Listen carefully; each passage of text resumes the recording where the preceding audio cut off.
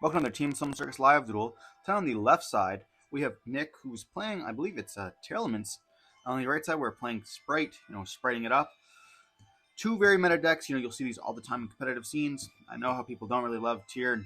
I think Sprite's very, very like Trigates, that's why I'm playing it. So, very, very resilient, as well as having so much room for the hand traps and engine being super consistent. It's just a fun deck overall. Don't forget to like, comment, subscribe to the video. It helps us out a lot. We're on the road to 2K over here. Something big planned out for that as well. And yeah, we're going to see some die rolls, I believe, here, and let's dive in. So here, Sprite's going to choose to go first. And I'm going to start off with a Prosperity here, banishing most likely 3 for cost. We did see an Imperm in the hand of the tier player there.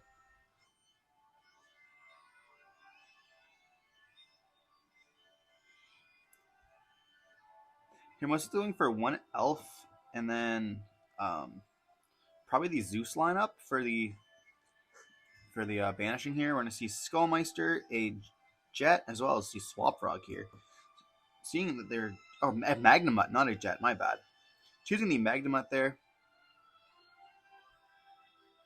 We're going to normal summon the blue. Especially summon out blue as well. That's not very good. And we're going to act for the effect here. He's going to chain the impermanence, negating the blue.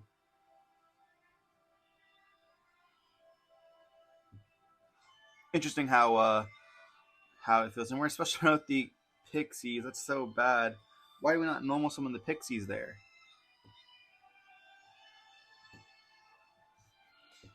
Here we're going to make the Angler, and then we're going to make the Spren, send the Angler, then Angler effect is going to be chaining to the Kelbeck here.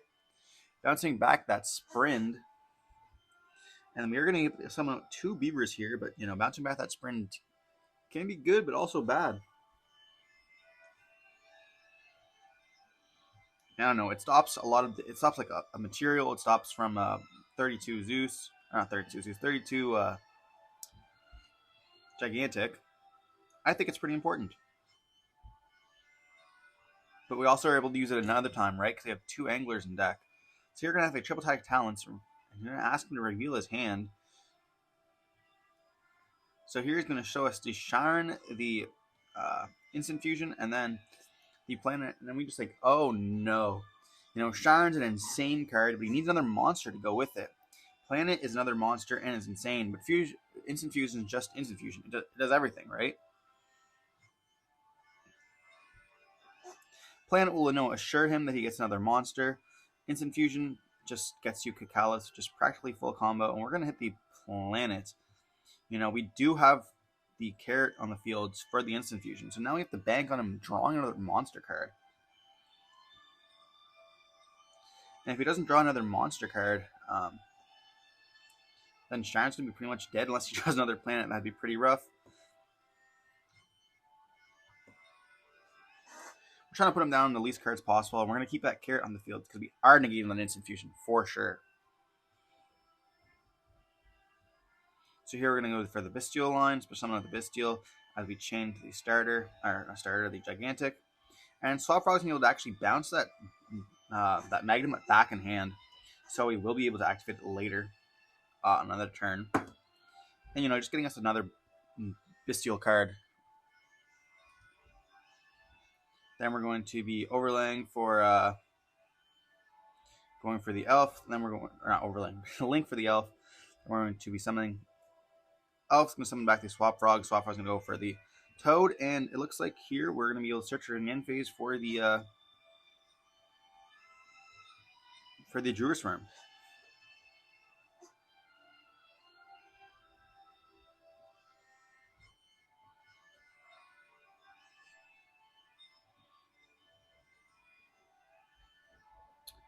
So here we have Toad, Druid's Worm, Magnamut in hand, and then we have, an Elf Reborn.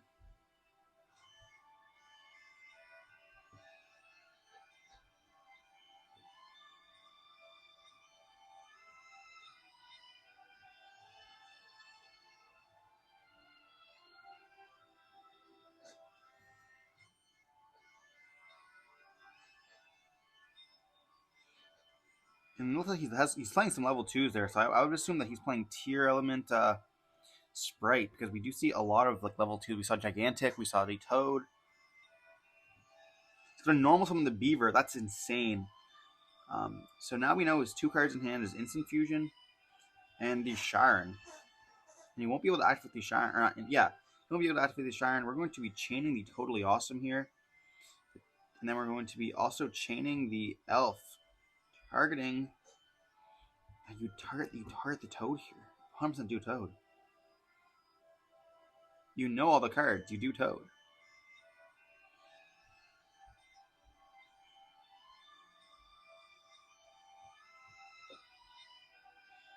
You ask me if anything, and then on the resolution of that, we're going to activate the Toad effect, and then we're going to be chaining the Elf here, summon back the Toad, and then adding that Beaver. So now we have the stop for the Instant Fusion. He already normal summoned, and even if he Kelbeck attacks into the Elf, we already activated the effect. So I gotta say, I think we have this one in the bag.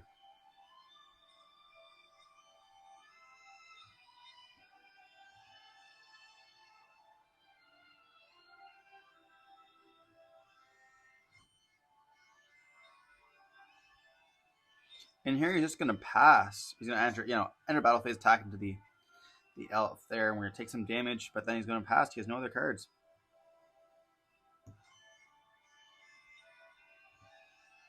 George explained what we could have done, but definitely summon back the Toad, just a better option there. And here we're thinking if we are going to be Bystialing any of the cards. I don't think it's worth it. And potentially that Magnemite, but we are going to be Bystialing here. We're going to Bystial the Gigantic, summon out the Magnemite, activating the effect here, searching. Making our top decks a little bit better. Searching for a Serenir. So now we have a Duel and a Serenir in hand that can activate. And we got another 25 body on the field, which I think we're going to be able to go for game. Here he just asks to see the token, so we show him off. Then we're going to draw for turn. We're going to normal summon a Beaver, activate the effect, targeting the Angler in the graveyard, summoning itself out. Flipping up his Beaver. Ew, common Beaver.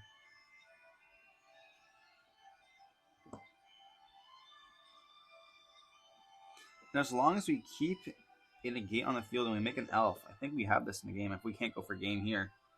We're going to overlay for a Gigantic. Activating the effect of Druisworm, targeting the blue, or one of the blue, I should say. Summoning itself out.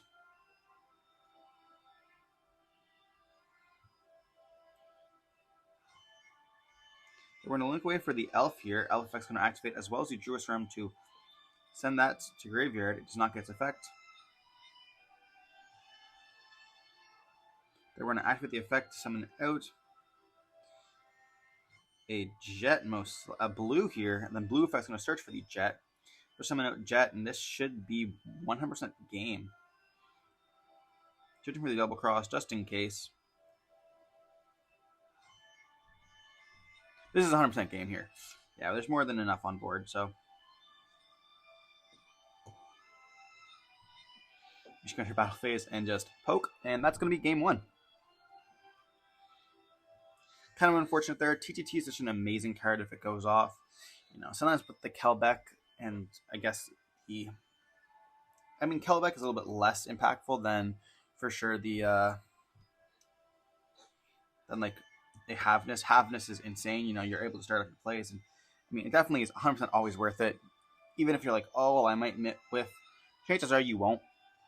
So it definitely makes it more worth it than like a Kelbeck, where you have to think about like, oh, well, if I Kelbeck here, am I going to get like TTT'd with already using another card? So we saw there like he had Imperm, and then like we just had too much, right? We could have worked around that Imperm by summoning that Carrot earlier, but that's all right.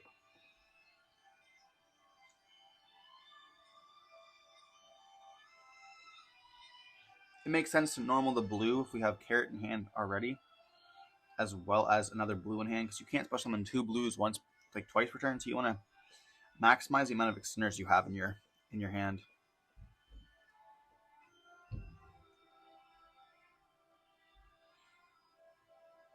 And here we're siding out. We're definitely taking that double cross because we're not going to go first. I think here we're debating putting in Droll. I don't know how good it is.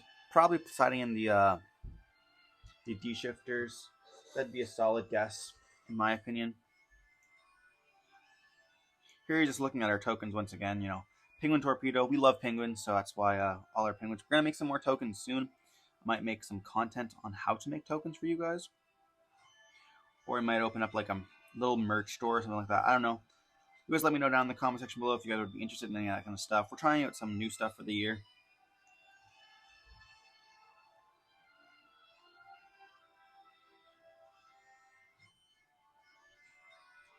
His mat actually is custom made. It has like little engravements, like those gray, like silverish areas, are actually like they pop out a little bit. It's really cool.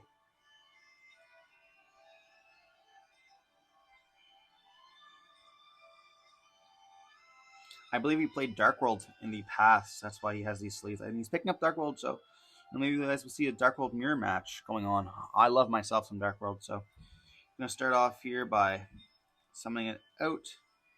It's going to search for the Fenrir, another busted card, Pank 2.0. Getting even better with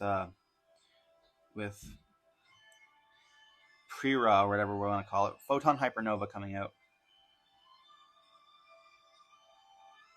We do see an Angler in hand, and then we see a normal summon the Angler there.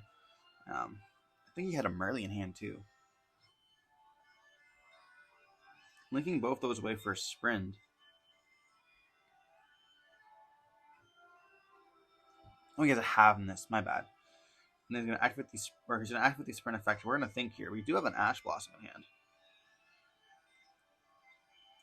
We're going to let him send, and here, if he sends the Angler, we can just Ash Blossom that.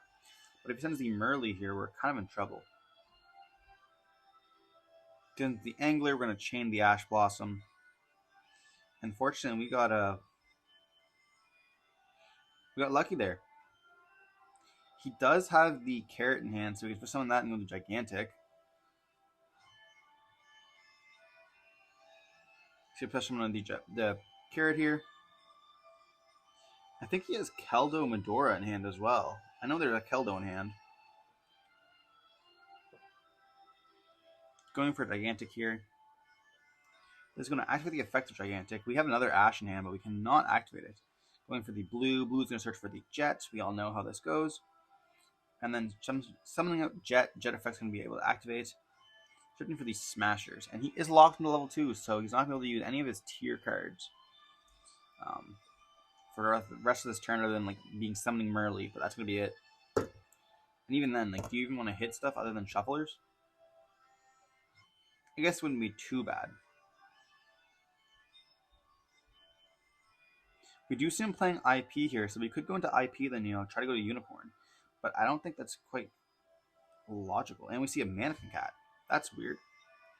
Maybe he's dedicating some cards in his side deck for Mannequin Cat. I think that, like, only having one card is just not worth it. Potentially like 2 or 3 for different matchups. It makes sense to me, but you definitely go for the Elf here, I think. Yeah, you go for the Elf, and then, you could reborn with Elf to go into the IP, but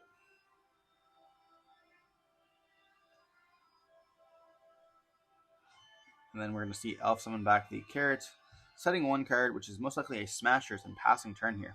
So we know he has Halfness and Keldo in hand. And we don't know that, but us as the viewers know that. So we'll start off with a Lightning Storm, and the question is, do we call monsters, or do we call spells and traps? I believe here we call spells and traps, trying to get rid of the back row, and he's going to chain to it, to negate.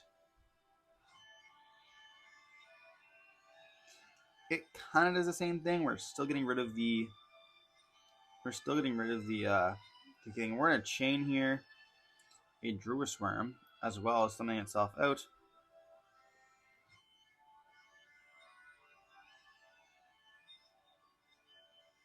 Then we're going to summon out a red here. Here he's going to Smashers us, making sure we have no level 2 bodies onto the field. Getting rid of our red permanently as well. We can't get it back from the Banish Zone. We're enter battle phase. We're going to attack with that Druid Worm. And then we're going to pass. And we have have an Ash Blossom in hand as well, especially with that Kashira friend mirror once again.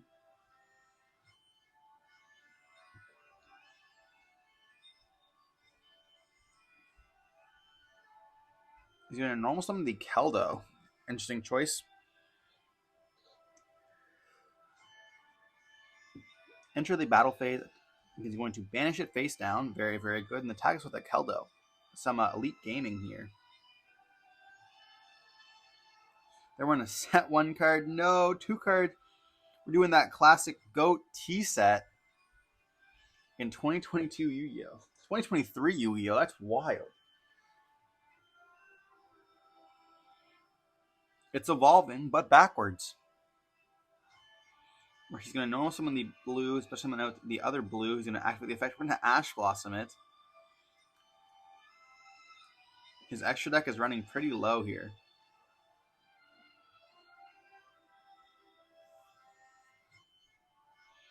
I don't think we have any more cards in hand either.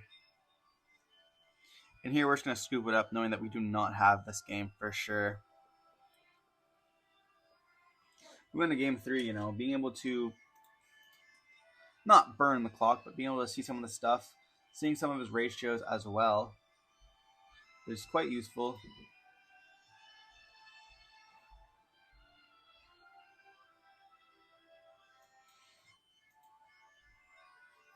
We're gonna be able to side in. We see some tier stuff. Like he's playing like a consistent amount of tier, and I don't see any starters in this deck either.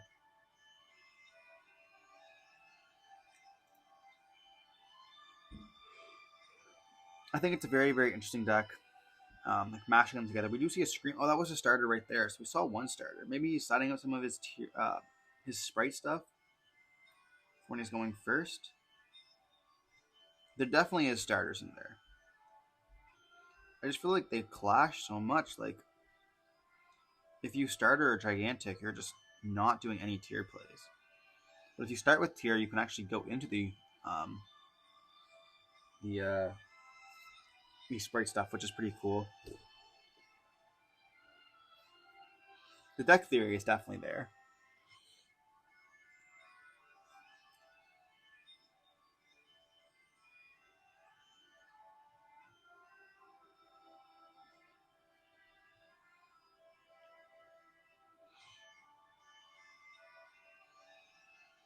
Shuffling up, just having a little chat, right? We're both friendly with each other. He's back into the game from a long, long time ago.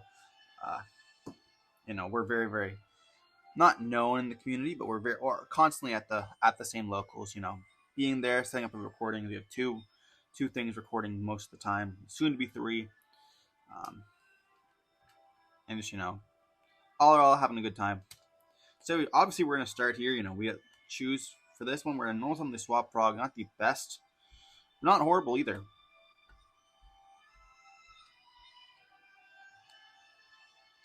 And I think we have Shifter in hand. That's why we're debating it.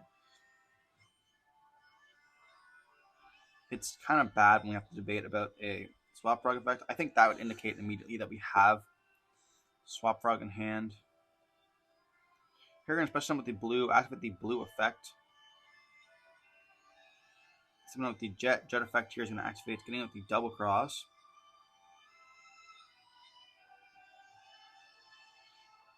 And we don't really have a way to get out. Like, there's no way for us to get out. Once we activate the Swap Frog, we're pretty much making sure that we can't, that we cannot go for the Dimension Shifter, which I think we have in hand. We're going to link away for the Sprint here, activate the effect, and here we're just fully committing. Why would we do that? Can activate the effect on the Sprint, and then that's going to be fine. Bouncing back the Sprint, and then we're summoning out our 2 beavers.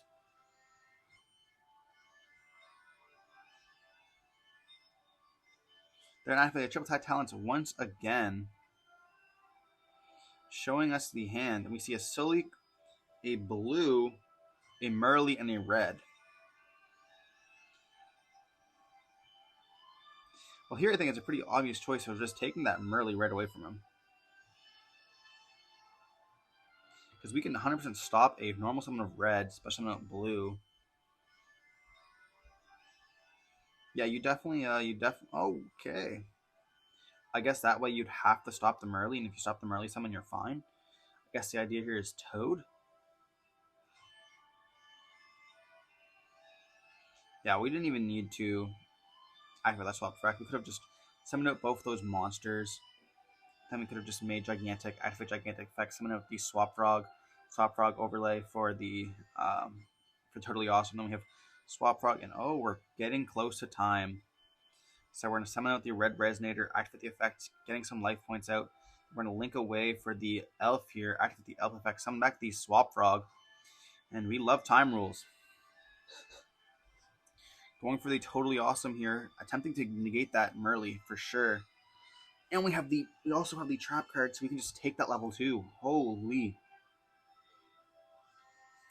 He's going to draw for turn here. It's going to depend on that. It was an Angler. Oh no. His only move is to normal summon the Merly.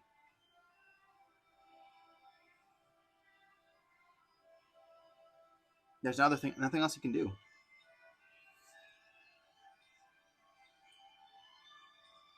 He has to normal summon Merly there. He attempted enter battle phase. And we're going to stay in main phase, I believe, and activate the effect of the Elf. And we're going to choose to summon out Red Resonator and gain some life points as well. We're going to activate the Double Cross to just take here. Oh no, now we're vulnerable to the Merly. I mean, even though he's going to activate the Merly effect, then he doesn't activate the effect. So yeah, we're going to normal summon the Merly here, and he's going to either activate the effect or not activate the effect. If he does, we have to seal it with the Totally Awesome here. And if he doesn't, he's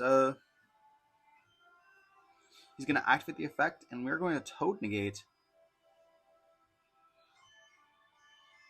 And then we're going to activate the Toad to add back a Beaver.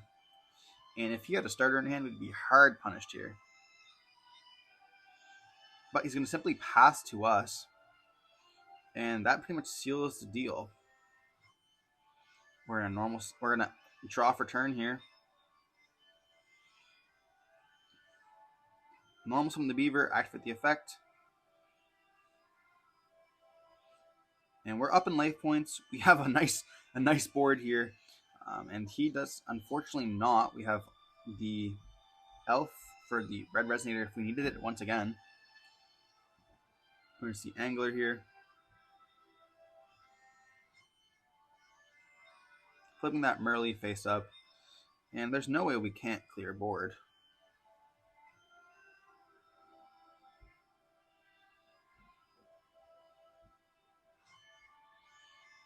There's no way.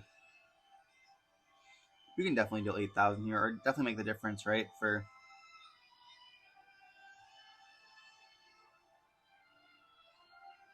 Here we're going to see an overlay for a Gigantic, I'd assume.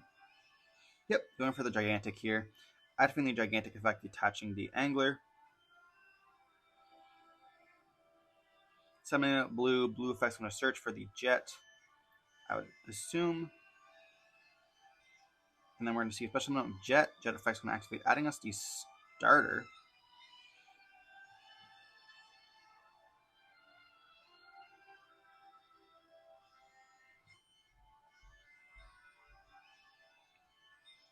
Shuffling it up, passing it over.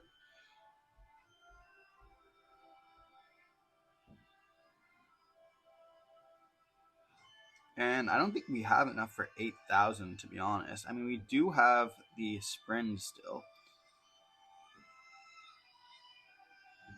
But he's down, he has Salik, Blue, and an Unknown.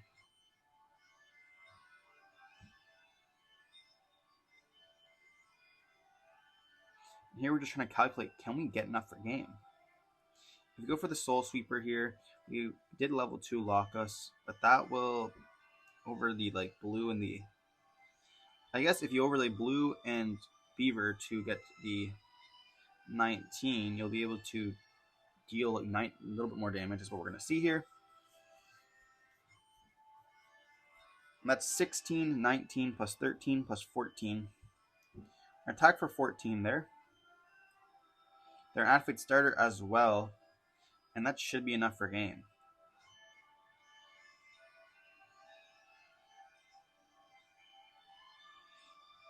And we did have the D shifter, and we had D shifter, Ash, and Skullmeister. That's kind of crazy there. We had to choose between that, but fortunately, it worked out for us in the end as well. Hope you guys enjoyed the video, and if you like, comment, subscribe, and we'll see you in the next one.